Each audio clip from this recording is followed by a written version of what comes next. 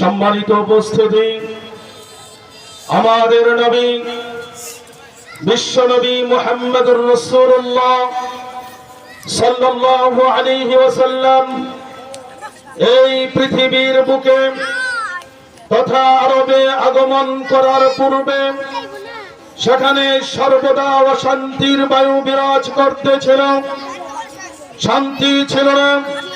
তৎকালীন পরাশক্তির দাবিদার রোম সাম্রাজ্যে সুখ ছিল না। পারস্যের কোন অঞ্চলে উপমহাদেশ ছিল অশান্তিতে অগ্নিগর্ভ, চারিদিকে অশান্ত পরিবেশ, চরম বিশৃঙ্খলা, খুন খারাপি, হত্যা, দর্শন, নির্যাতন আর লুটতরাজ ছড়িয়ে পড়েছিল সমাজের সর্বস্তরে।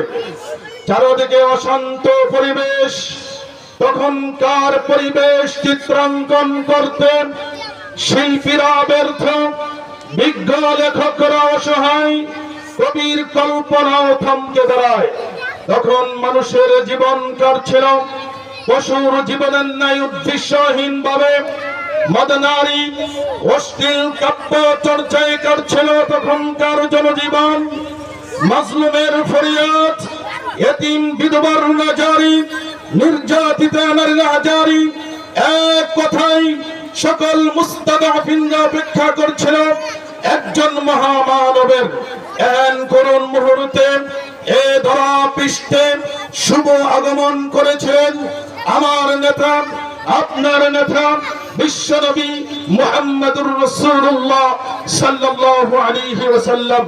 সেই মহানবী সাল্লাল্লাহু আলাইহি ওয়াসাল্লামের উপর নাযিলকৃত মহাগ্রন্থ আল কোরআনুল কারীম থেকে এ পর্যায়ে আমাদের সামনে গুরুত্বপূর্ণ বক্তব্য নিয়ে আসছেন আজকের মাহফিলের বিশেষ বক্তা হযরত মাওলানা মুফতি আরিফ সাহেব। হযরত মাওলানা মুফতি আরিফ সাহেব, ইমাম ও খতিব, মন্ত্রী বাড়ি, শাহী জামে মসজিদ।